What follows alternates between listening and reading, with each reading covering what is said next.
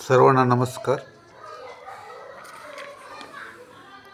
आज आपण हरिओम उच्चारणाने काय होते ते पाहणार आहोत, त्याचा फायदा काय ते पाहणार आहोत। हरिओम हरिओम असं सकाळी उठल्या बरोबर म्हणा। हरिओम नामाने परमेश्वराचं स्वागत करा। घरी दारी शाळेत जिथं असाल तिथं गुड मॉर्निंग गुड नाईट असं न म्हणता हरिओम असं म्हणा। लाजू नका। परमेश्वराचं नाव उच्चारण्यात लाज कसली? आईला हाक मारताना आपण लाजतो का? हरिओम ही आपल्या सर्वांची आईच आहे। फार पूर्वी खेड्यातील माणसं नाहीत का वाटेत एकमेकांना भेटली की राम राम असं म्हणून स्वागत करीत, आजही करतात। आपली भारतीय संस्कृती पुरातन आणि समृद्ध आहे। तिनं जगातल्या सर्व संस्कृतींना आणि रीतिरिवाजांना जन्म दिलेला आहे। अशा जगन्मातेला विसरून परदेशी संस्कृतीच्या नादी माग लागू नका। ती मृगजळासारखी आहे। ती रामायणातल्या कस्त्री मृगासारखी आहे। तिला पकडू जाल तर फसाल। म्हणूनच हजारो वर्ष आपल्या संस्कृतीनं जपलेला, पाळामुळातून रुतलेला हरिओम हा शब्द आहे। त्यात हिरवाई आहे, त्यात सुगंध आहे। तो उच्चारतात तुम्ही झाडच होऊन जाल, अगदी टवटवीत। आपल्या वेदात देवतेत स्वागत करताना हरिओम असाच ध्वनी करतात। तेच हरीचं नाव आहे। ते अगदी सोपं आहे, हलकं फुलकं आहे, ते सर्वव्यापी आहे। शाळेत, घरी दारी, खेळताना झोपताना ते घेत चला। ते आपल्या अत्यंत आवडत्या देवाचं नाव आहे। त्यात शक्ती आहे, भक्ती आहे आणि मुक्ती आहे। ते उच्चारतात हरिओम आपल्या मदतीला धावून येतो। श्रीकृष्ण जसा द्रौपदीच्या संरक्षणासाठी धावून आला, अल्लादीनचा दिवा जसा मनोकामना पूर्ण करतो, तसा हा नाममहिमा आहे। देवाला आळशी माणसं आवडत नाहीत। तुम्ही खूप कष्ट करा। शेतात राबणारा शेतकरी, यंत्रावर घाम गाळणारा कामगार ही देवाची आवडती मुलं आहेत। कष्टातच तुम्हाला राम आढळेल। श्रम करणं, आपला अभ्यास वेळेवर करणं ही सुद्धा एक प्रभुसेवाच आहे।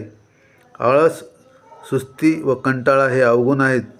त्यांना आपल्या आसपास फिरू देऊ नका, थारा देऊ नका, अशी भगवंताची इच्छा आहे। ही श्रीची इच्छा पूर्ण केलीत की घरी दारी आनंदी आनंदच आला म्हणून समजा। उत्साह दुधडी ओसंडून वाहत राहिलाच म्हणून समजा। आपल्या आईवडिलांना कधी विसरू नका।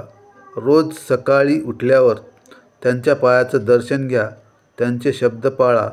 त्यात हजारो हत्तीचं बळ असतं, ते प्रत्यक्षात उतरवा। मातापित्याची सेवा केली की परमेश्वर मेवा देतो, पण मेवा मिळणारच म्हणून सेवा करू नका। फलप्राप्तीसाठी कोणतीही कृती करू नका। जो आपल्या आईवडिलांना सांभाळतो, हरिओम त्याचा सांभाळ करतो, परमेश्वर त्याच्यात भरभरून राहतो। कोणतीही वस्तू खाताना कधी एकट्यानं खाऊ नका। बघा ती मुंग्याची रांगच चालली आहे। त्यांच्या इतकं परिश्रमी कुणीही नाही, हे खरंच आहे। मी सुद्धा पाहिलेलं आहे। त्यांच्या तोंडी एकच साखरेचा कण आहे, पण त्यासुद्धा त्यातला तीळ आपल्यात वाटून घेत आहेत, गोड मानत आहेत। बालपणी श्रीकृष्ण भगवान गोकुळातल्या सवंगड्यात दही वाटून टाकायचा, असाच सर्वांना वाटून मगच खायचा। सब भूमी गोपाल की म्हणत आचार्य विनोबा भावे सर्वांना समान भूमी वाटत निघाले होते, आठवतंय ना?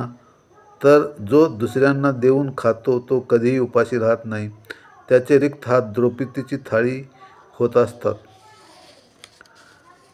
कोणतंही व्यसन वाईटच। सिगरेट म्हणा, ड्रग म्हणा, दारू म्हणा, जुगार म्हणा, व्यसनापासून दूर राहा। व्यसनी, आळशी, मूर्ख मुलांच्या संगतीत राहू नका। रोज नियमित अभ्यास करा, व्यायाम करा, खेळा आणि गोपाळकृष्णाची प्रार्थना करा। ग्रंथ वाचनाचे व्यसन जडवून घ्या। ग्रंथांना गुरु करा, तुम्हाला कधी काही कमी पडणार नाही।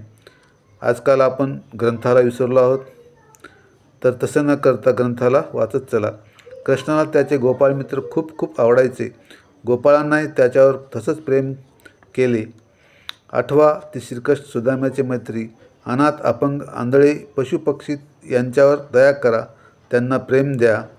ते तुमच्या प्रेमासाठी आसुसलेले आहेत. मानवतेचा धर्म पाळा, त्यात हरिओम ओतप्रेत भरलेला आहे. संत कबीराच्या 10 अक्षर प्रेमाचा हरिओम नामाचा हा सारा चमत्कार आहे. प्रेम द्या. साने गुरुजीच्या त्या प्रेमळ शब्दांची नेहमी आठवण ठेवा. खरा तो एकची धर्म, जगाला प्रेम अर्पावे. धन्यवाद.